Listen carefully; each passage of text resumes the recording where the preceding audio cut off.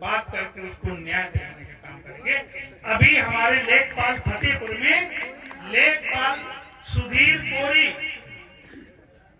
जो बीएलओ बनाए गए, 26 नवंबर की उनकी शादी थी, 25 नवंबर को उन्होंने आत्महत्या कर ली। एसआईआर चल रहा है, आप लोगों के यहाँ कागज आए होंगे, बीएलओ ले गए होंगे। एसआईआर नाम से शासन प्रशासन इतना प्रताड़ित कर रहा है, अभी तक 20 लोग आत्महत्या कर चुके हैं। वहां के कानूनगो ने हमारे बीएलओ सुधीर कोरी जो लेखपाल थे उनको इतना प्रताड़ित किया, इतना परेशान किया। उन्होंने कहा मुझे 3 दिन की छुट्टी दे दीजिए, 26 को मेरी शादी है, मैं दीदी ऐसे नाम थी जो महिलाएं थी सब। और वो सेना की टुकड़ी में कौन कौन लोग थे? केवल कोरियों की महिलाएं थी और काछियों की, दुर्गा काछियों की और कोरियों की महिलाएं से नाम थी। इनको बना दिया गया और इन्होंने पूरन जी से अपने मलखम, घुड़सवारी, तलवार चलाना, इस सारा कुश्ती लड़ना, दांत में लगाम दबा करके घोड़े को दौड़ाना, ये सब उन्होंने सीखा। सीखने के बाद इसी बीच क्या होता है कि वही झांसी में बगल में एक जो है मुखिया होते थे, उस समय प्रधानों को मुखिया बोला जाता था गांव, ठीक है। तो उसने जो है रात को करीब 10 बदमाश कूदे।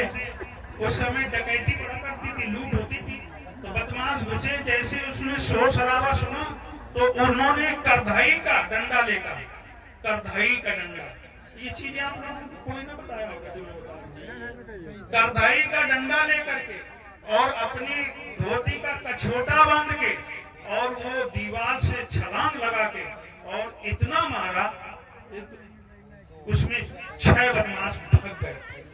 अब वो बदमाश जब गिर गए, 4 पकड़े, तो फिर नीलधर कोतवाल को बुलाया और नीलधर कोतवाल उन बदमाशों को पकड़ के ले गए।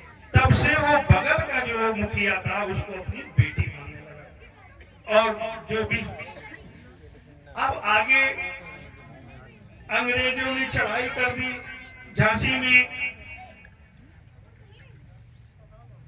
दिल्ली की सेनाएं आ गई, ग्वालियर से सेनाएं आ गई, भयंकर युद्ध शुरू हो गया। युद्ध लड़ते लड़ते लड़ते ये स्थिति पहुंच गई कि रानी ने लक्ष्मी झलकारी बाई से ये कह दिया कि अगर मैं समर्पण नहीं करती हूं अंग्रेजों के सामने तो मुझे मार दिया जाएगा। ये बात किसी ने न बताई होगी। रानी लक्ष्मीबाई की बात सुनकर के, घबराहट सुनकर के वो भी सोचने लगी क्या किया जाए। रानी लक्ष्मीबाई कहती है मैं अंग्रेजों से समझौता कर रही हूँ और अंग्रेजों से समझौता कर लिया। ये बात किसी को पता है? नहीं।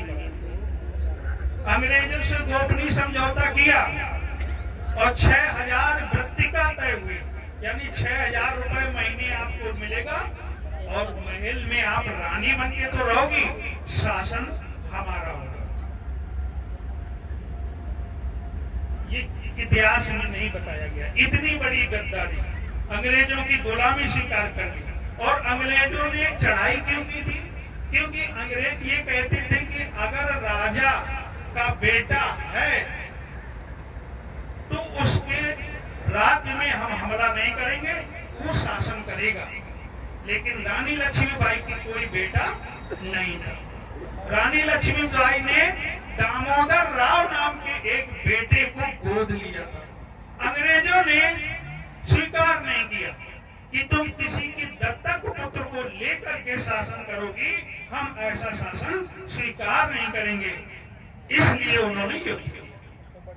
अब हुआ क्या? अंग्रेजों ने कब्जा कर लिया। फिर इसके बाद माता दीन भंगी ने, लोग कहते हैं मंगल पांडे ने क्रांति शुरू की। माता दीन भंगी ने क्रांति शुरू की थी और वो क्रांति जब हुई, इसी का फायदा उठाते हुए फिर दिल्ली से सेनाएं आई, ग्वालियर से सेनाएं आई और फिर युद्ध शुरू हो गया। अब युद्ध पूरी कॉन्फिडेंस से युद्ध था कि अब हम जो है अंग्रेजों को भगाएंगे, क्योंकि देश में क्रांति शुरू हो चुकी। फिर युद्ध होते होते रानी लक्ष्मीबाई ने फिर फंसता देखा कि अब हम फंस जाएंगे। एक टुकड़ा में भूल गया थोड़ा। जब रानी ने अंग्रेजों की गुलामी स्वीकार करी तो पूरन कोरी भाव बख्शी ने कहा, नहीं रानी, हम ऐसा नहीं होने देंगे, ये मातृभूमि के लिए हम अपने प्राण त्याग देंगे, लेकिन हम गुलामी स्वीकार नहीं करने देंगे आपको। फिर इन्होंने लड़ा, युद्ध लड़ा। युद्ध लड़ने के बाद अंग्रेज हार मार के पीछे चले गए और फिर जो है दिल्ली चली गई सेनाएं और ग्वालियर चली गई सेनाएं। इसके बाद जब पूरन कोरी भाव बख्शी ने रानी लक्ष्मीबाई से कहा कि सेना का वेतन जो 2-2 महीने से नहीं मिला है, इनका वेतन दीजिए, तो रानी लक्ष्मीबाई बोली मेरे पास वेतन नहीं है। तो भाव बख्शी और पूरन कोरी जी ने कहा कि अगर आप वेतन नहीं दोगे तो हम सदाशिव नारायण को राजा बना देंगे। झांसी का सदाशिव नारायण जो था वो बहुत बड़ा धनाढ्य था, सेठ था। उनके यहाँ गए और उन्होंने कहा भाई आपको हम राजा बनाना चाहते हैं। इसी बीच पूरन कोरी 6 जून से लेकर के 30 जून तक वहां का पूरन कोरी राजा रहा है। पूरन कोरी का झंडा लहराता रहा। ये किसी ने बताया क्या? नहीं बताया। ये किताब मैंने लिखी है। बहुत भागा दौड़ा हूं देश में, खोजा भी नहीं। इसके बाद जब सदाशिव नारायण को कह दिया कि हम राजा बना देंगे, तो रानी लक्ष्मीबाई अपना राजपाट अपने ही लोगों के बीच में जाते हुए देखकर उसने कहा ये तो मेरी बड़ी बेइज्जती हो जाएगी, अपमान हो जाएगा। उसने मन में सोचा कि अगर मैं मार दी जाती तो कम से कम ये होता कि मातृभूमि के लिए शहीद हो गई, और अगर ये राजा बन जाएगा सदाशिव नारायण तो मेरा तो बड़ा अपमान हो जाएगा। तो उन्होंने कहा नहीं, हम देंगे वेतन, और उन्होंने 4 लाख व्यक्ति उस समय खजाने में मौजूद थे रुपए, और अपना गहना वगैरह ये सब दे पाँच करके दिया और शासन चलने लगा धीरे धीरे। फिर इसके बाद अंग्रेजों ने जॉन माल्कम कलकत्ता से उन्होंने अपना पॉलिटिकल एजेंट, मुझे लगता है ज्यादा डिटेल में ना जाना होगा। इसके बाद ये प्लान बना कि अब झांसी पर पूरी ताकत के साथ हमला करना है। ये अंग्रेजों का प्लान बना और उन्होंने बहुत ताकत के साथ हमला कर दिया। चारों तरफ युद्ध। दक्षिणी गेट में अंग्रेजों ने आग लगा दी, पश्चिमी क्षेत्र में अपनी सेना लगा दी, गोलियों की बौछार होने लगी, धनाधन तोपों की। रानी लक्ष्मीबाई घबरा गई कि उस बार तो मैं बच गई थी, इस बार मैं मारी जाऊंगी। तो रानी लक्ष्मीबाई ने झलकारी बाई जी से कहा कि मेरी जान बचा लो तुम, मैं मरना नहीं चाहती। आप बताइए रानी लक्ष्मी क्या देशभक्ति की, जो अंग्रेजों से न लड़ने को तैयार हो, अपनी जान की पड़ी हो, तो देशभक्त हो सकता है क्या? नहीं। हम ऐसे लोगों को देश का गद्दार मानते हैं। रानी लक्ष्मीबाई अपनी जान बचाने के लिए वीरांगना झलकारी बाई से बोली कि मेरी जान बचा लो, और तुम ही मेरी शुभचिंता को तुम ही बचा सकती हो। तो वीरांगना झलकारी बाई ने कहा कि अपने कपड़े उतार दीजिए, मेरे कपड़े पहन लीजिए। कपड़े उतारे, मुकुट बांधा, अपना बेटा मुझको दे दे। बेटा दे दिया। अब उन्होंने रात को 4 अप्रैल की रात को भांडेरी गेट से रानी लक्ष्मीबाई को निकाल दिया। रानी लक्ष्मीबाई वहां से भगी, कालपी आई, गई, प्रतापगढ़ गई, नेपाल के राजा के यहाँ जाकर के तराई क्षेत्र में गुफावास किया। किसको पता है? पता है किसको? कहीं बताया गया? रानी लक्ष्मीबाई ने युद्ध नहीं किया, ये भगोड़ी है। मैं कहता हूं ये भगोड़ी है। और रानी लक्ष्मीबाई के बारे में सुभद्रा कुमारी चौहान ने क्या लिखा? खूब लड़ी मर्दानी वे तो झांसी वाली रानी थी, हर बोलो बुंदेलों के मुंह हमने सुनी कहानी थी। ए सुभद्रा कुमारी चौहान, अगर आज तुम मेरे सामने होती, मुकदमा करके तुमको जेल के अंदर चला देता। हमारे इतिहास को छुपाने का काम किया, झूठा इतिहास लिखने का काम किया। ये हमारी वीरांगना झलकारी बाई ने 5 अप्रैल से युद्ध लड़ने का काम किया। अंग्रेजों को जिस तरफ निकल जाती थी, अंग्रेजों के रुंड मुंड काट कर धड़ लोथड़ उचकते पुचकते वहां पर अपनी सेना की महिलाओं से कह दिया कि अंग्रेज ऊपर न चढ़ने पावे। उन्होंने रस्सी से चढ़ने का प्रयास किया। महिलाओं ने आग में पानी उबाल उबाल करके अंग्रेजों के ऊपर डालने लगे। अंग्रेजों की छाल शरीर से त्वचा उखड़ने लगी, बिल्कुल लाल लोथड़े फैलने लगे, चारों तरफ मार काट मच गई, हाहाकार मच गया। कुशवाहाओं के क्षेत्र में मोहल्ले में आग लगा दी अंग्रेजों ने। भीषण युद्ध चल रहा था। इसी बीच हमारे पूरन कोली जी को अंग्रेजों ने गोली मार दी और पूरन कोली जी शहीद हो गए। जैसे ये पता चला कि पूरन कोली मारे गए, शहीद हो गए, वीरांगना झलकारी बाई युद्ध करते करते बड़ी तेजी से वहां गई और पूरन कोली जी के शरीर को छूते हुए पैर छू करके बोली, हे पति, तूने इस मातृभूमि के लिए अपने प्राण मुंह से पहले दे दे, ये मेरा दुर्भाग्य है। अब मैं इस मातृभूमि की खातिर जिंदा नहीं रहूंगी, मैं अंग्रेजों से तब तक लड़ती रहूंगी।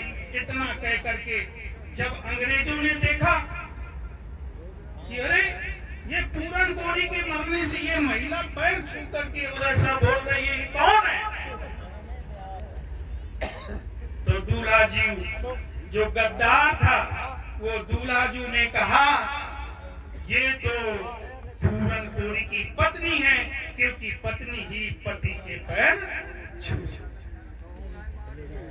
जैसे इतना पता चला तो अंग्रेज बौखला गए और उन्होंने युद्ध के सारे नियम तोड़ दिए और हमारी वीरांगना झलकारी बाई को जरा भी मौका नहीं दिया और पीछे से गोली, बंदूक की तड़ातड़ गोलियां मारी और हमारी वीरांगना झलकारी बाई वहीं शहीद हो गई। वीरांगना झलकारी बाई, वीरांगना झलकारी बाई अमर रहे, अमर रहे। ये उनका सच्चा इतिहास। ये पूरन मासी जो आ रही है, इस पूरन मासी को वहां पर एक हल्दी कुमकुम का त्योहार होता है और उसमें नई नवेली दुल्हनें जाती केवल, और अभी तुम भी नहीं हो, उस मौके पर तुम्हारी मुलाकात हो जाएगी। जब वो पूरन मासी आती है, आज हम पूर्णिमा बोलते हैं, पूर्णिमा, और पहले का पूरन मासी बोला करते। तो पूरन मासी के दिन पूरन कोली जी झलकारी बाई जी को लेके पहुंचे महल में। सब दुल्हनें, नई नई दुल्हनें लाइन लगाए खड़ी थी कि रानी लक्ष्मीबाई आएंगे और सबसे मिलेंगे। वो एक उनका त्योहार था जिसका नाम कहते थे हल्दी कुमकुम। हल्दी कुमकुम का त्योहार था। रानी लक्ष्मीबाई आई और एक तरफ से शुरू किया मिलना, और क्या होता था, वो घूंघट उठाती थी, उनका नाम पूछती थी और हल्दी और चावल का तिलक लगा के वो पर्चे करती थी और मिठाई खिलाती थी। ये त्योहार था, यानी एक नई नई नवेली दुल्हन का परिचय करना और किस घर परिवार से हैं ये जानने के लिए वो था। सबसे परिचय होते होते होते जब झलकारी बाई जी के पास आई, उनका घूंघट नीचे और घूंघट जब उठाया रानी लक्ष्मीबाई ने, तो वो एकदम अवाक रह गए। उसको विश्वास नहीं हुआ कि ये कोई नई नवेली दुल्हन खड़ी है। वो रानी लक्ष्मीबाई को ये लगा ऐसा तो नहीं है शीशा रखा हो, ये तो मेरे बिल्कुल शक्ल है, बिल्कुल मेरी शक्ल। उन्हें ये बात बहुत अच्छी लगी। भाई जब हमारे शक्ल का कोई मिल जाए तो हमें तो ये लगेगा कि उससे बहुत ही जल्दी मित्रता हो जाएगी। परिचय पूछा, परिचय में पूछा क्या नाम है? बोली झलकारी बाई। अरे मैं लक्ष्मी बाई, ये झलकारी बाई। और उनको जो है फिर उन्होंने कहा अच्छा पति का क्या नाम है? तो झलकारी बाई निडर थी, आप लोग जाने चुके कि वो निडर थी, लड़ जाती थी, है? अभी तेंदुओं को मारा था। तो उन्होंने कहा महारानी क्षमा करिए, मैं पहले आपके पति का नाम जानना चाहती हूँ। देखिए आपके पति का क्या नाम है पहले आप बताइए। तो रानी लक्ष्मीबाई बोली मेरे पति का नाम है जो गंगा का धारण करता,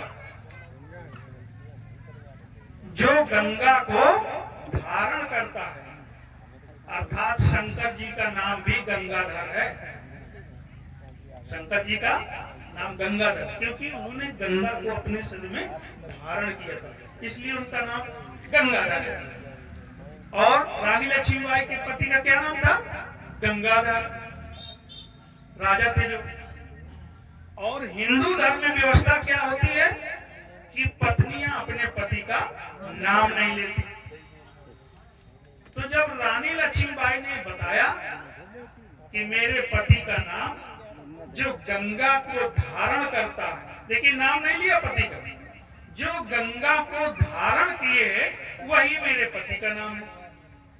अब झलकारी बाई तुम बताओ अपने पति का नाम। तो झलकारी बाई तेज थी, पढ़ी लिखी कम थी, 2-4 पढ़ी थी। उन्होंने कहा महारानी बाई, बाईजू कहते हैं, बाईजू आज क्या है? बोले आज पूर्णमासी है। बोले अच्छा आज पूर्णमासी है, तो मेरे पति का वही नाम है जो आज का दिन है, आखिरी के 2 अक्षर निकाल दीजिए। बहुत बढ़िया, बहुत बढ़िया। कितना बढ़िया, नाम नहीं लिया पति का। उन्होंने उसी तरीके से जवाब दिया कि आज क्या है? रानी लक्ष्मी कहती पूर्णमासी है, तो बोले मेरे पति का वही तो नाम है, आखिरी के 2 अक्षर रखा दीजिए, अर्थात पूरन। वो सब अच्छा पूरन, हाँ पूरन। कौन पूरन? उन्होंने कहा आपके यहाँ तोपची हैं। अरे मेरे सेना में उन्हें और गर्व महसूस हुआ कि मेरे कर्मचारी की पत्नी है ये, मैं लक्ष्मी बाई, ये झलकारी बाई। बस क्या था, दोस्ती हो गई। तो गांव के लोगों ने झलकारी बाई के पिताजी से कहा, पिताजी तैयार हो गए, बजे थी उसकी। आज अगर कोई सरकारी नौकरी करता हो लड़का, और वो लड़का स्वयं आके किसी गरीब घर के बहन बेटी परिवार वालों से, गांव से कहे कि मुझे इससे शादी करनी, इस लड़की से, तो गांव वाले अगर उसके पिता से कहें कि भाई लड़का नौकरी करता है क्यों ना शादी करते, तो गरीब आदमी तुरंत तैयार हो जाएगा कि अपने आप वो बेटी मांग रहा। तो यही हुआ, क्योंकि वो नौकरी करते थे। उस समय क्या होता था? राजा की नौकरियां होती थी। आज के दौर में जो नौकरियां हैं वो सरकार की नौकरियां हैं। आज लोकतंत्र है और उस समय क्या था? राजतंत्र। राजतंत्र में क्या होता था?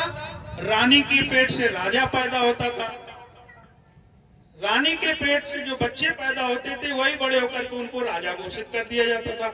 आज राजा कैसे बनता है लोकतंत्र में? आपके वोट से बनता है। बाबा साहब ने वो संविधान दे दिया कि एक बहुत बड़े उद्योगपति का, बहुत बड़े अधिकारी का, कमिश्नर का, डीएम का, एक चपरासी का, मजदूर का, सबके वोट की कीमत बराबर है। तो अब आप लोग राजा पैदा करते हैं, जो विधायक, जिला पंचायत सदस्य, सांसद बनाते हैं, तो आप जो अपने वोट के अधिकार से बनाते हैं, जिसको वोट दे देते हैं, तो वही राजा बन जाता है। तो जब देखा कि ये वहां पर तोपची है, तो उन्होंने स्वीकार कर लिया और शादी हो गई। छोटी उम्र में शादी हो जाती थी उस समय, 13.5 साल के लगभग में गर्मियों में शादी उसकी होगी। इसके बाद वो ससुराल में रहने लगी। ससुराल में उनके कपड़ा बुनने का काम होता था। हमारे आपके यहाँ बहुत पहले हमने खुद बुना है। वो उसमें सहयोग करती रही, कपड़ा बुनना आता था उन्हें। इसके बाद अमर रहे माँ वीरंगना झलकारी बाई, अमर रहे, अमर रहे, माँ वीरंगना झलकारी बाई, अमर रहे, अमर रहे, बाबा साहब, अमर रहे, बाबा साहब, अमर रहे। भगवान गौतम बुद्ध की करुणा हो, करुणा हो, करुणा हो, भगवान गौतम बुद्ध की करुणा हो, करुणा हो, करुणा हो। इंडियन इंक्लूसिव पार्टी जिंदाबाद, जिंदाबाद, जिंदाबाद। इंडियन इंक्लूसिव पार्टी जिंदाबाद, जिंदाबाद, जिंदाबाद, इंडियन इंक्लूसिव पार्टी जिंदाबाद, जिंदाबाद, जिंदाबाद, इंजीनियर आईपी गुप्ता जिंदाबाद, जिंदाबाद, जिंदाबाद, इंजीनियर आईपी गुप्ता जिंदाबाद, जिंदाबाद, जिंदाबाद। निश्चित रूप से मैं आप पर पूर्ण विश्वास कर सकता हूं कि आप जिस बदलाव के लिए हम निकले हैं, जिस परिवर्तन के लिए हम निकले हैं, उसमें आप निश्चित रूप से सहभागी बनेंगे।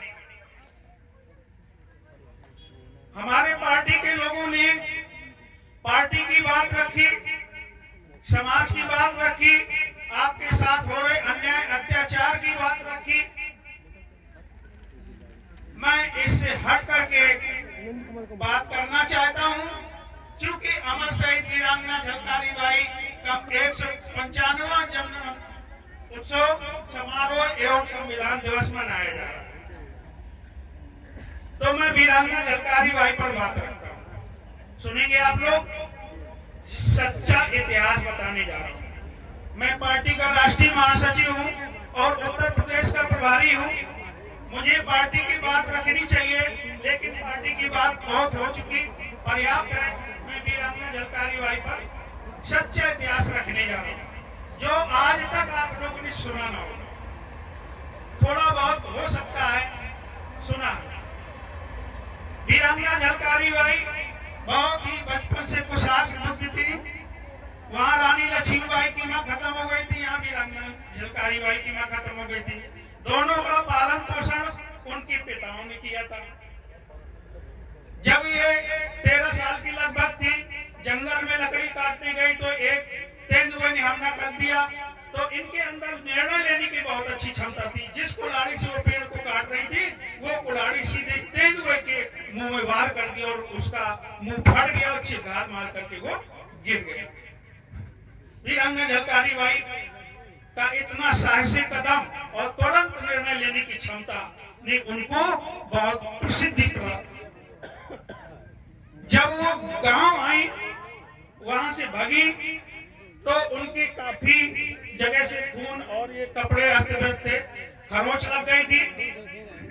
गांव के लोगों ने देखा कि ये वीरांगना झलकारी बाई झलकारी, उसको बचपन में लड़ाई कहते हैं। जो तेज तर्रार बेटियां होती हैं, तो वो किसी गलत बात को बर्दाश्त नहीं करती हैं। तो कोई अगर कुछ कह देता था मजाक मजाक में, तो उससे भिड़ जाती थी। तो उनको लड़ाईती कहते थे बचपन में, झलरिया भी कहते थे। तो जब वो जो है गांव आए, देखा कि ये बहुत अस्त व्यस्त, इसके खून भी कहीं कहीं निकल रहा है। तो एक अनहोनी, जैसा कि आजकल देखते हैं, बहन बेटियों को गुंडे उठा ले जाते हैं और सामूहिक रूप से उसके साथ दुष्कर्म करते हैं। कानून नाम की चीज प्रदेश में नहीं है। तो ऐसी शंका उनको गांव वालों को हुई। जब वीरांगना झलकारी बाई ने बताया कि मैंने एक तेंदुए को मारा है, मेरे साथ कोई अनहोनी नहीं है। लोग गए, देखा तेंदुआ चिघाड़ मार के जैसे गिरा था, जिस पोजीशन में, उसी पोजीशन में वो मर गया। इसकी खबर पूरे झांसी क्षेत्र में, ये भोजला ग्राम की रहने वाली थी, वहां से 24 किलोमीटर दूर है झांसी, आग की तरह फैल गई कि एक 13 वर्ष की बच्ची ने जंगल में तेंदुए को मार दिया। जंगल में तेंदुए से लड़ा और उसको मार गिराया। इस बहादुरी की चर्चा पूरे झांसी क्षेत्र में फैल गई। तो झांसी के जो राजा थे दामोदर राव, गंगाधर राव, झांसी के राजा थे गंगाधर राव, उनके यहाँ पूरन कोली तोपची का काम करते थे। तोपची का मतलब तोप चलाने का काम करते थे। जब उनको पता चला कि हमारे समाज की 13 साल की बच्ची तेंदुए से बढ़ गई और उसको मार गिराया, वो बड़ा प्रभावित हुआ। वो क्या, पूरा झांसी क्षेत्र प्रभावित हुआ। अगर कोई यहाँ पे रात के बदमाश आ जाए और कोई 13-14 साल की बच्ची उस बदमाश से भिड़ जाए और मार मार लाठी गिरा दे, तो जानते हैं चारों तरफ फैल जाएगा। लोग मिलने आना शुरू करेंगे सुबह और बड़ी तारीफ करेंगे ना। तो इस तरीके से पूरन कोरी जी भी सोचे हम भी मिलाएं। उनको जब पता चला वो मेरे समाज के, तो पूरन कोरी जी जब वहां पहुंचे, उससे मिले, देखे, पूरन कोरी जी ने देखा कि अरे ये तो झलकारी बाई की हम शक्ल है, तो रानी लक्ष्मीबाई की हम शक्ल है। और उसकी बहादुरी से इतना प्रभावित थे कि उन्होंने वहीं पे गांव वालों से प्रस्ताव रख दिया कि थैंक यू सर, आइए प्लीज।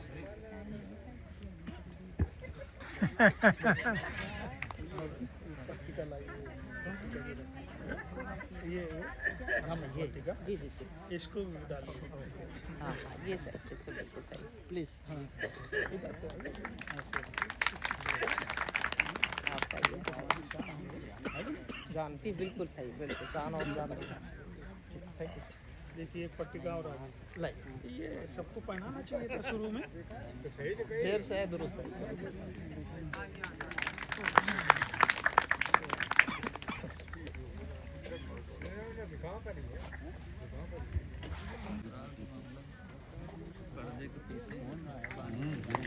इधर देखिए, इधर देखिए। और इस ग्राम सभा की धरती से आप सभी के बीच में हम आश्वस्त करते हैं कि हम अपनी बहन शकुंतला जी को उत्तर प्रदेश नहीं पूरे भारत में वायरल कर देंगे, ये प्रॉमिस करते हैं। अब हम जिसकी प्रतीक्षा में थे हमारे वरिष्ठ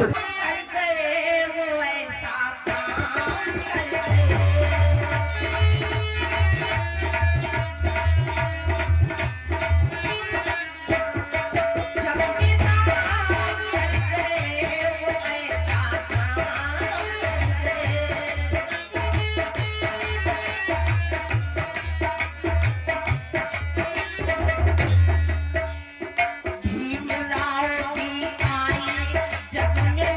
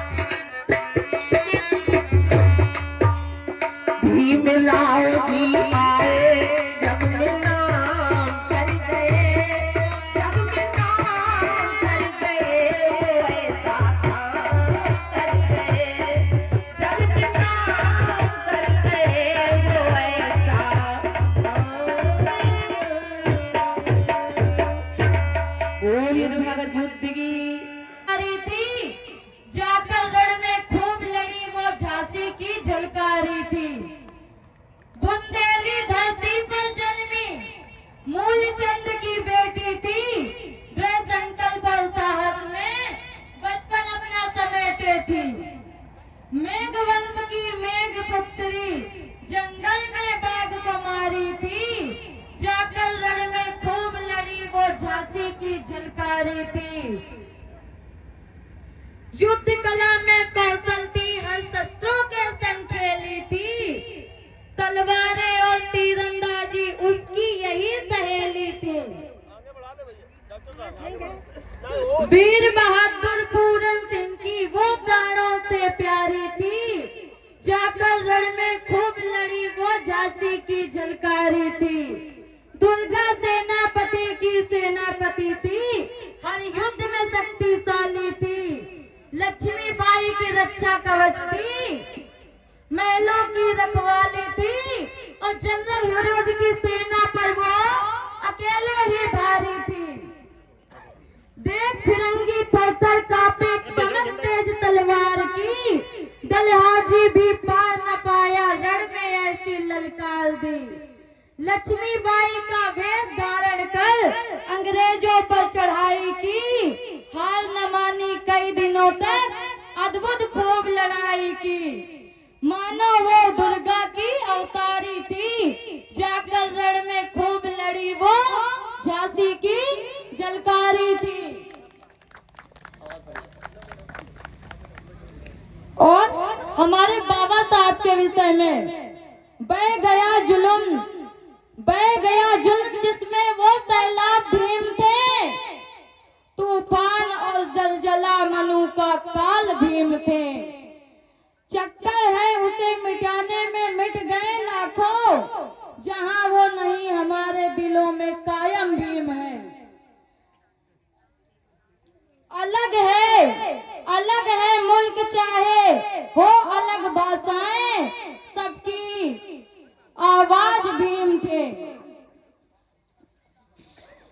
सबने कहा तुम अछूत हो, वो समाज के नायक बने।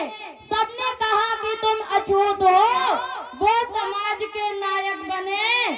शिक्षा का अधिकार नहीं था, विद्वानों से बढ़कर लायक बने। भेदभाव में जकड़ा समाज को बेड़ियों ने, वो मुक्ति के सबसे सहायक भीम बने। इसी के साथ मैं अपनी वाणी को विराम देती हूँ। जय भीम, नमो बुद्धाय, जय झलकारी। नहीं होना चाहिए भाई, थोड़ा ज्यादा संख्या में जागरूक होइए। और अभी जयंती मनाई जा रही है वीरांगना झलकारी बाई की। बाबा साहब के बारे में कुछ बताना चाहते हैं। Doctor B R. अम्बेडकर एक महान समाज सुधारक थे। उन्होंने जीवन भर संघर्ष के साथ, छुआछूत के साथ संघर्ष किया। और माता बहनों की अगर बात कही जाए तो इसमें भागीदारी के साथ में बहुत जागरूक होना चाहिए। बच्चों की शिक्षा के लिए अगर महिलाएं अपने समाज की शिक्षित नहीं होंगी तो बच्चों को शिक्षित करिए। आधी रोटी कम खाइए, लेकिन बच्चों को शिक्षा जरूर दीजिए। शिक्षा वह शेरनी का दूध है, जो पिएगा वो मंच पे दहाड़ेगा। इसी के साथ मेहनत के दिए जलाए जा, सफलता के परचम लहराए जा, और सुख दुख तो जीवन में आते ही रहेंगे। तू अपने जीवन को संघर्ष के साथ आगे बढ़ाए जा। कुछ नहीं मिलता जीवन में मेहनत के बगैर। मेरा अपना भी साया धूप में आने के बाद ही मिला है। संघर्ष में आदमी अकेला होता है, सफलता में दुनिया का मेला होता है। जिस पर जग हंसा है उसी ने इतिहास रचा है। इसी के साथ जय संविधान, जय भारत। बोलिए एक बार जोर से नारा, बाबा साहब, बाबा साहब, बाबा साहब। एक पावर है समाज का कि हम लोगों ने एकजुट होकर समाज का पावर दिखाया। और माता वीरांगना झलकारी बाई के वंशज के रूप में हमने उनको एक पहचान दिलाई कि हम उनके वंशज हैं, हमारे कुल खानदान की बेटी रही है। और आप सभी देख रहे हैं कि कानपुर में ही शहर में कभी रैली नहीं निकाला जाता था, शोभा यात्रा नहीं निकाला जाता था।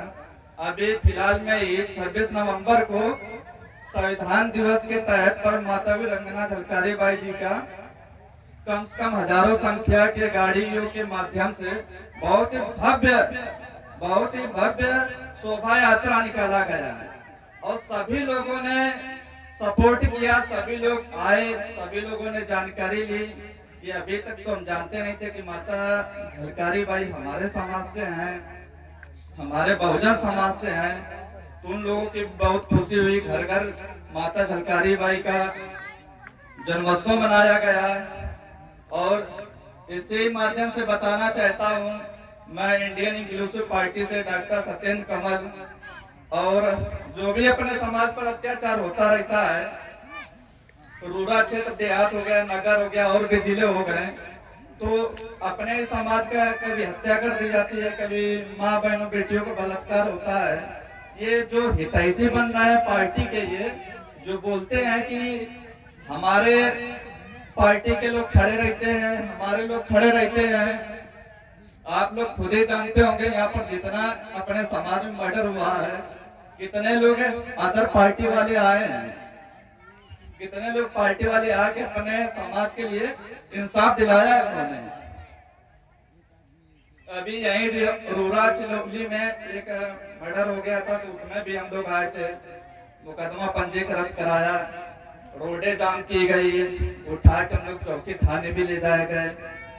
तो उसमें तो हमने देखा कि सभी पार्टी के जो संगठन के लोग आए कहते हैं कि नहीं हम सपोर्ट करते हैं, हम सपोर्ट करते हैं। क्या कोरी समाज जो है बहुजन समाज में नहीं आता है क्या? आप लोग बताइए, बहुजन समाज में आता है कि नहीं?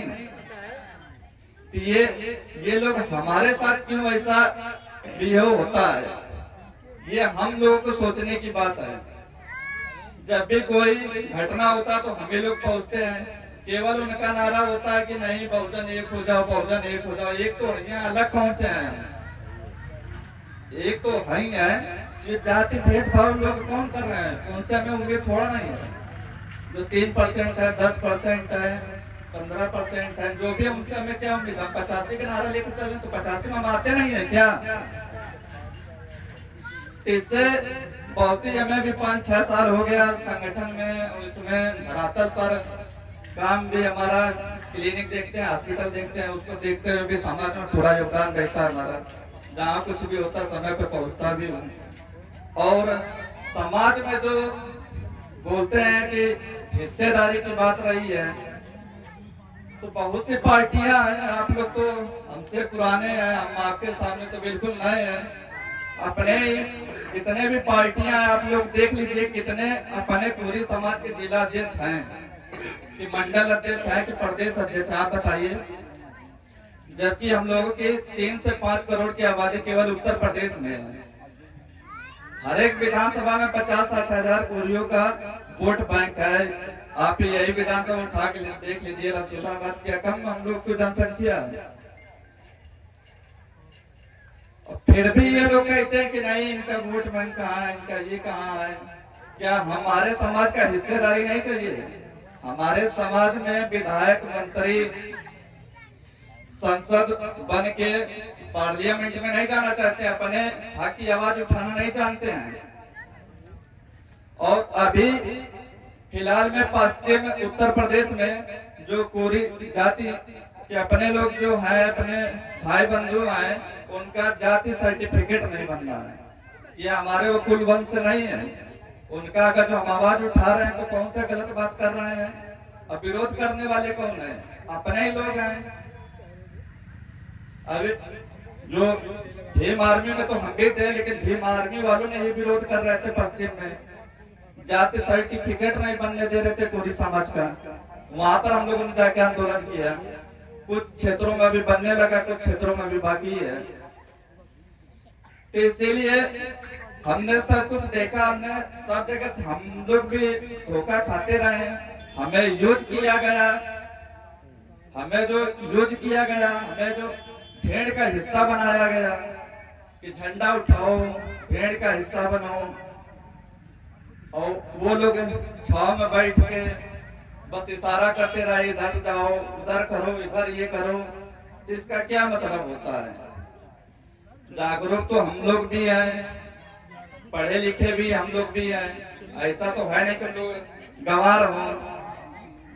और हमारे समाज में विधायक भी हैं, मंत्री भी हैं, लेकिन वो किसके लिए हैं? वो केवल एक गुलाम है। समाज पे कहीं भी अत्याचार होता है तो वो आवाज उठाने का काम नहीं करते हैं। केवल वो एक मुहारा बना के बैठारा गया है बस वोट बैंक खींचने के लिए। उन्हें मालूम है वोट बैंक का पावर हम लोगों का कितना है, इसलिए वो चेहरा दिखा दिया जाता है, करे फलाने आदमी आपको तो राष्ट्रपति बना दिए, मंत्री जी बना दिए। तो इसलिए कहना चाहता हूँ कि जो सब जगह से हमने देखा, फिर इंडियन इंक्लूसिव पार्टी जो हमारे समाज के जो इंजीनियर आरपी गुप्ता पान जी जो हैं, वो भी बुनकर समाज से ही है। अब जगह जगह राज जो है वहाँ पर, जैसे यहाँ पर कमल लिखा जा रहा है, कहीं धीमान लिखा जा रहा है, कहीं सोनवानी लिखा जा रहा है, कहीं माहौर लिखा जा रहा है, वैसे वहाँ भी गुप्ता टाइटल है, कहीं दास है, कहीं प्रसाद है। लेकिन है हम लोग एक ही हम लोग का पेशा रहा है, बुनकर कपड़े बुनने का काम रहा है। इसलिए हम लोगों ने एक्सेप्ट किया। फिर वहाँ से पार्टी का गठन अपने उत्तर प्रदेश में किया। फिर उसके लिए हम लोगों ने एक तरफा लग गए कि हम लोगों ने गांव गांव जाकर मीटिंग कराने लगे। फिर हम लोगों ने सोचा कि जो गुलामी की पीढ़ी हमारे समाज में अभी भी है, उसको इस गुलामी की पीढ़ी से बाहर निकाला जाए। हम लोग भी एक अलग पहचान बनाए, उनको मालूम हो कि हम लोग भी कोरी हैं।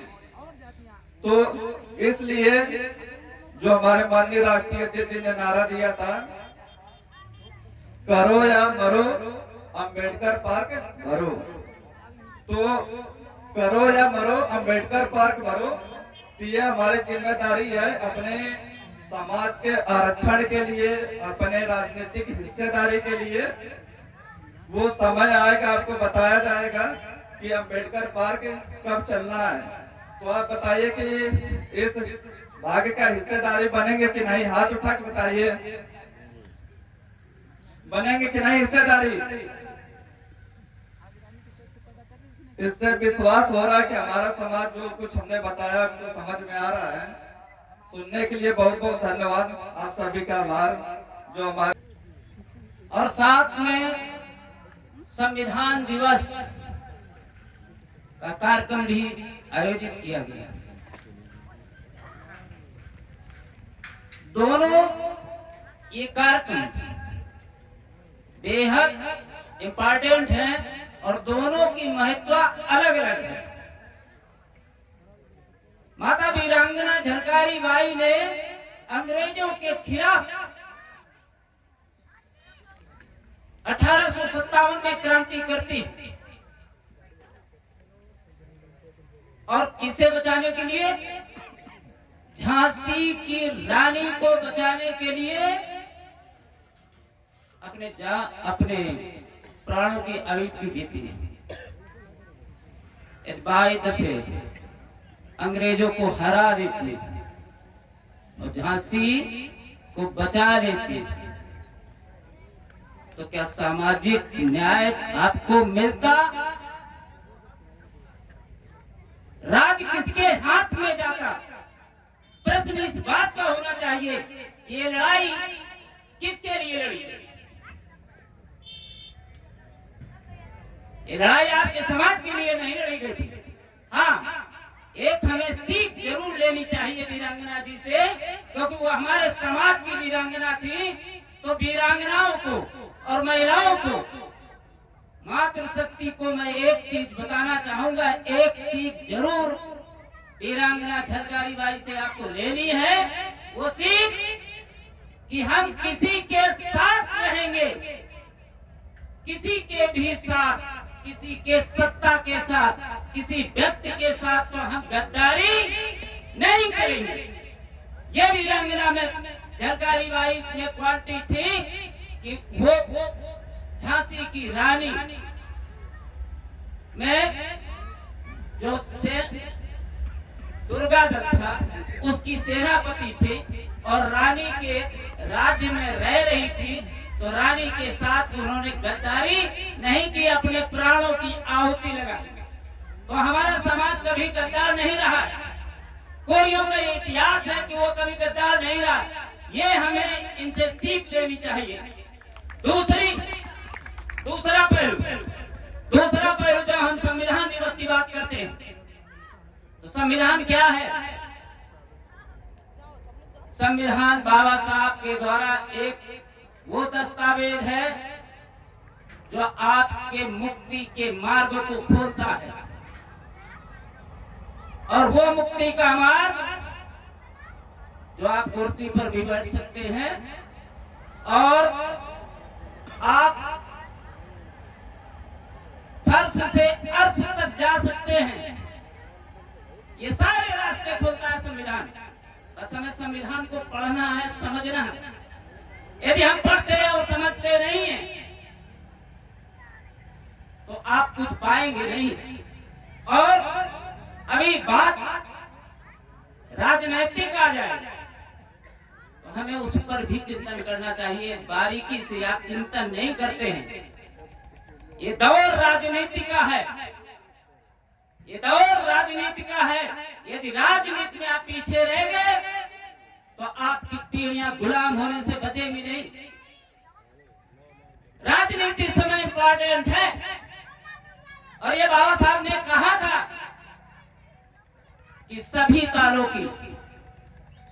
तालों की चाबी यदि है तो वो राजनीति है। आपको राजनीति करनी चाहिए और राजनीति आनी चाहिए। यदि राजनीति आपको नहीं आती है तो आपकी दशा का कारण आप खुद हैं।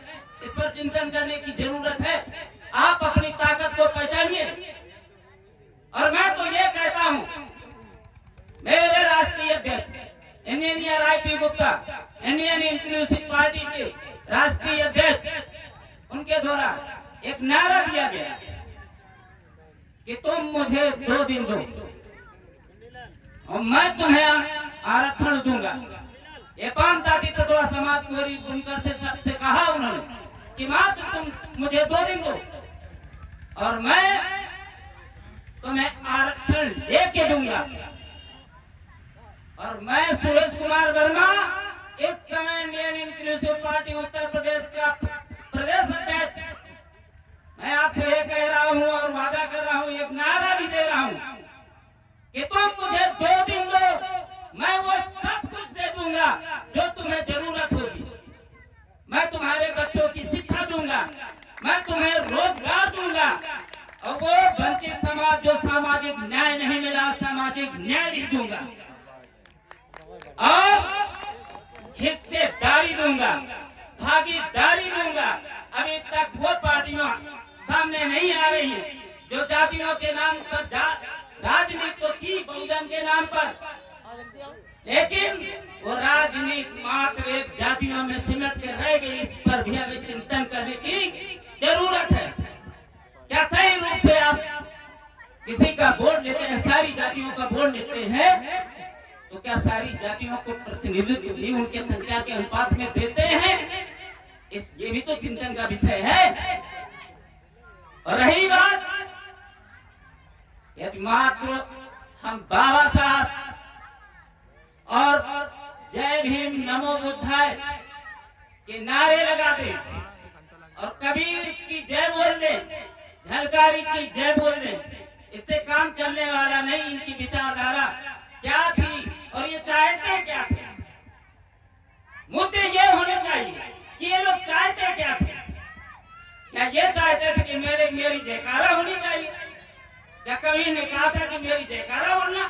क्या बुद्ध ने कहा था कि नमो बुद्धाय बोलना? क्या बाबा साहब ने कहा था कि जय भीम बोलना? नहीं, ये कहा था कि जय भीम का मतलब होता है शिक्षा। मैं तुम्हें ये दस्तावेज दे के जा रहा हूं, तुम्हें अधिकार दे के जा रहा हूं, वोट का अधिकार, उसकी ताकत को पहचानना। और जो मैं पहला आपको वर्डिक्ट देख के जा रहा हूं, वर्ड देख के जा रहा हूं कि शिक्षा ग्रहण करना। क्या आपने शिक्षा का ग्रहण करने का काम किया? बेनाकामी किसकी है? 77 ईयर लगभग हो गए हमें भारत देश को स्वतंत्र हुए। क्या आपने अपनी जिम्मेदारी सही रूप से निभाई? यदि नहीं निभाई तो शर्म करिए और उसको पश्चाताप करिए। और आगे आने वाली पीढ़ियां, यदि आप नहीं पढ़ पाए तो इस बात का मलाल मत करिए। हो सकता है आपकी मजबूरी रही हो सकता है आपकी कोई परिस्थिति रही हो, लेकिन अब सोच बदलिए। आने वाली जनरेशन को, छोटे छोटे बच्चों को आपको शिक्षा देनी है ताकि वो भी मंच तक आ जाए, वो भी मेरी बराबरी कर सके और वो अपने सपनों को पूरा कर सके और आपके परिवार का नाम रोशन कर सके। और जो स्थिति आपकी है वक्त वक्त उसको बदलने में आपका सहयोग कर सके। और वो पूरे देश का विकास तभी तय होगा जब आपके बच्चे शिक्षित होंगे। जहां पर शिक्षा आप देखेंगे वहां विकास दिखेगा।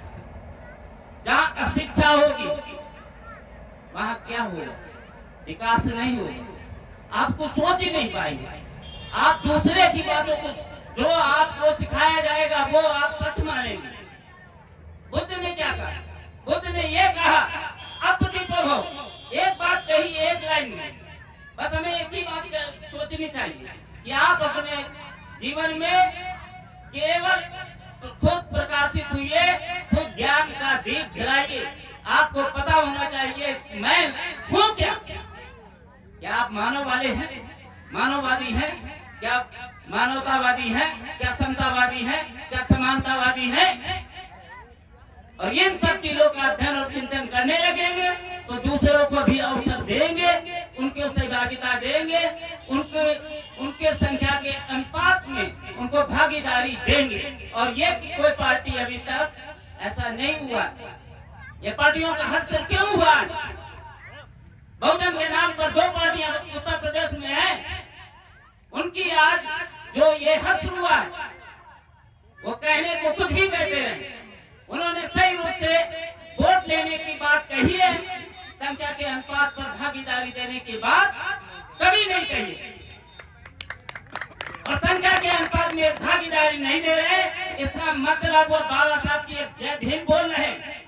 तो समझ लीजिए सबसे बड़ा गद्दार वही है, आपके सामने आकर के जय भीम बोलता है और आपके अधिकारों का हनन खुद कर रहा है। उससे सवाल करो कि हमारे समाज के नेता तुमने पैदा किया, हमारे समाज को जो भागीदारी मिलनी चाहिए क्या आपने दी? तो हम वोट हमेशा देते क्यों हैं? ये प्रश्न आपको करना पड़ेगा। यदि आप प्रश्न नहीं करते तो ताकतवर नहीं बन पाओगे। आपके अधिकार मारे जाएंगे, आपके अधिकार छीने जाएंगे। और दूसरी बात, मैं एक बात कहूंगा आईपी गुप्ता जी की। वो कहते हैं जो कौम अपनी लड़ाई नहीं लड़ता, आप अपनी हैसियत की बात मत करिए। यहाँ कोई हैसियत वाला नहीं है। हैसियत वाला वो व्यक्ति होता है जब सामने जुर्म हो तो आपकी आवाज बुलंद होनी चाहिए और जुर्म करने वाले की आपकी आवाज से कांप जाना चाहिए कलेजा उसका। तब आपकी हैसियत है, अपनी जात की हैसियत, अपने आप को खुद पहचानो कि हम क्या हैं। अरे वो कितना ताकतवर है। वो आया तो अकेला है ना। यदि आया है अकेला और आपके भाई के साथ, आपके पड़ोसी के साथ, आपके जात के साथ कोई अत्याचार करता है तो आपकी जिम्मेदारी है।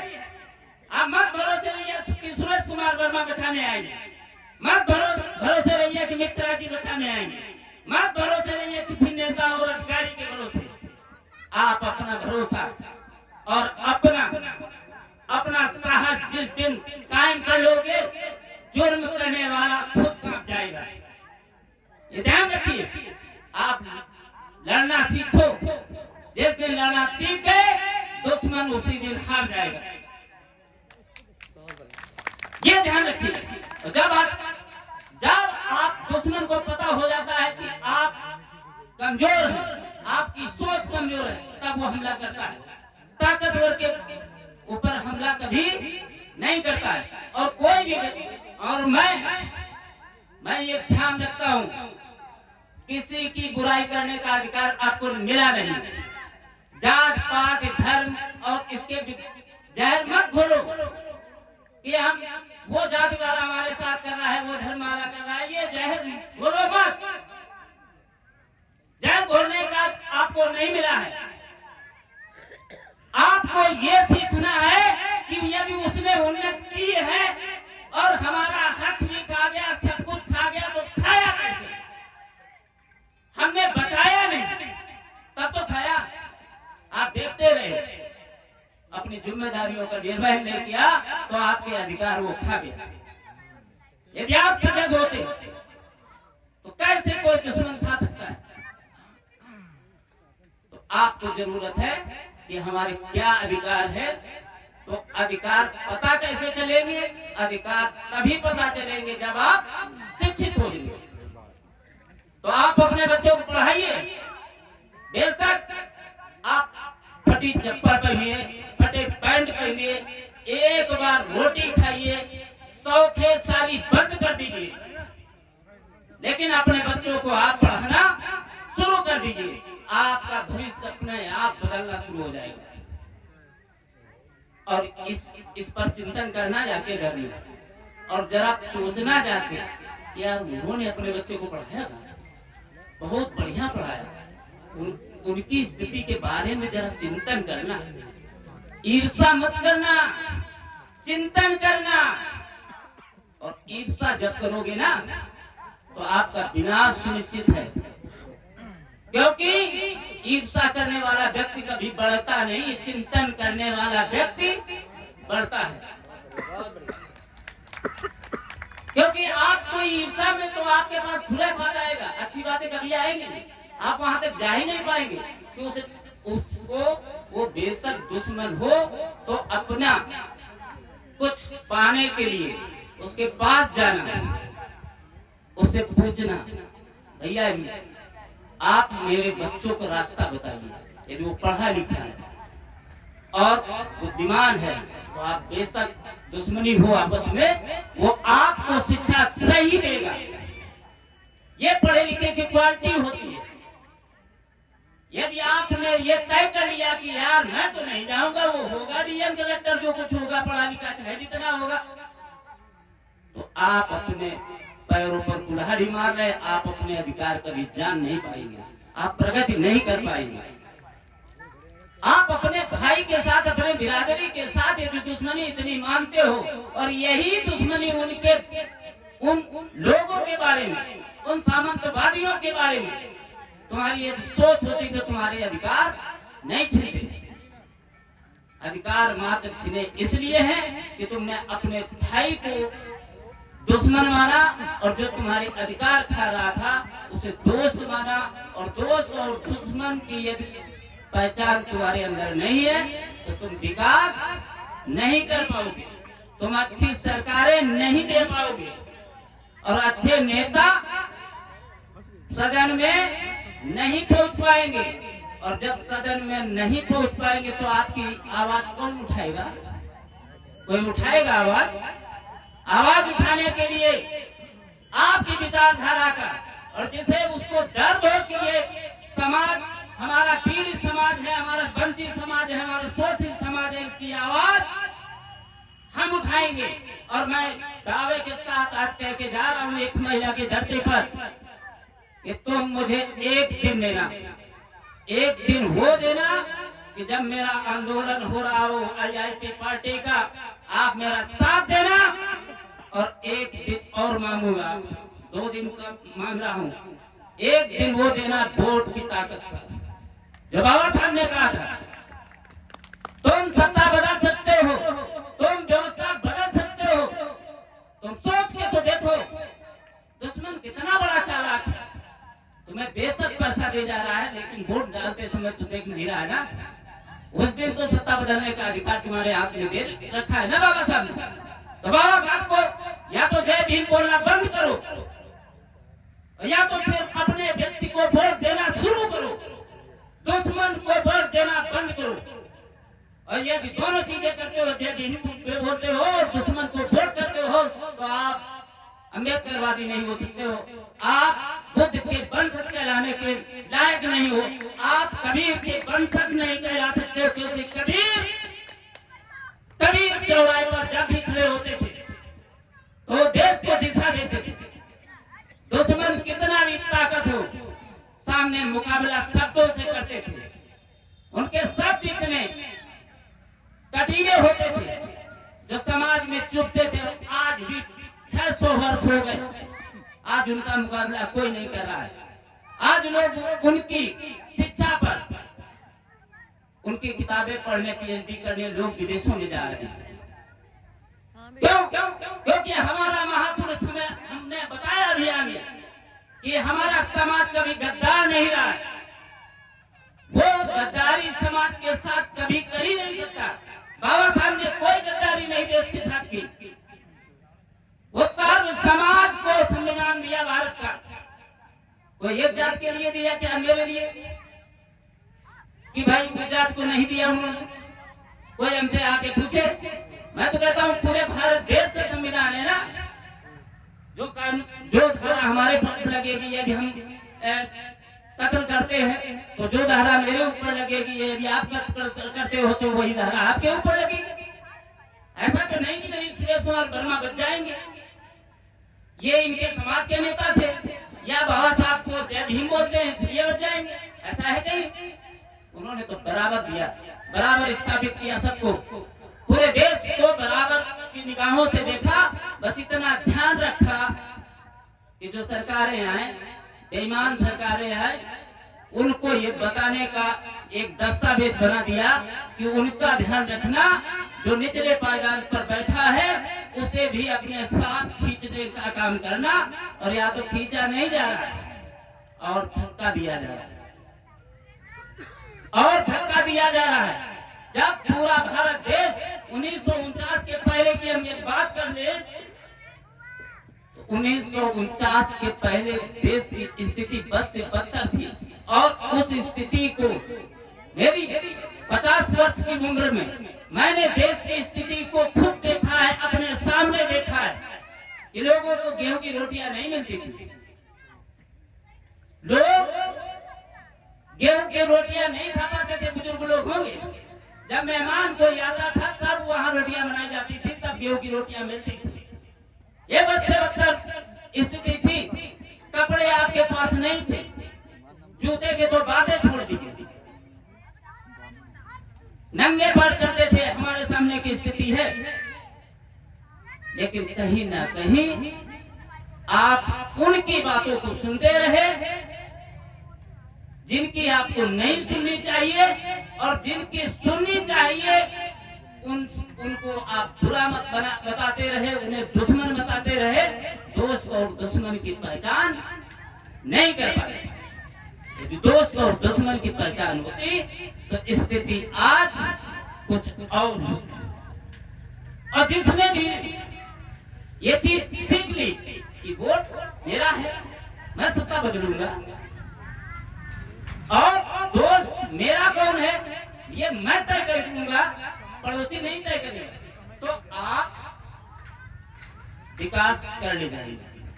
और ज्यादा कुछ सीख नहीं दूंगा। और मैं आपसे फिर कहूंगा एक अपील और नारे के साथ कि तुम मुझे 2 दिन दो, मैं तुम्हें वो सब कुछ दूंगा जो संविधान में लिखा है, जो बाबा साहब ने लिखे हैं, वो मैं सब समाज को दूंगा। ये मैं Suresh Kumar Verma, Indian inclusive party का प्रदेश कार्यकारी अध्यक्ष, ये मैं वादा करता हूँ। और सभी को पुनः ये खमेला की धरती, जो लोग बाहर से सुन रहे हैं, जो मंच तक आए हैं, उन्हें बार बार अभिनंदन। और मंच पर हमारे बहन, बड़ी बहन शकुंतला जी बहुत, और हमारी ये सारी संगीत टीम, और हमारे आज इस मीटिंग की जो चीफ गेस्ट है माननीय श्यामजी मित्रा जी, हमारे बीच में इस समय डॉक्टर सत्येंद्र कमल जी जो प्रदेश युवा के प्रदेश अध्यक्ष हैं इंडियन इंक्लूसिव पार्टी के, और हमारे बीच में माननीय राम लखन जी कोरी राष्ट्रीय सचिव है, और हमारे बीच में अंकिता जी हैं, हमारे बीच में पूजा देवी हैं जो जिलाध्यक्ष हैं कानपुर नगर की महिला युवा टीम की।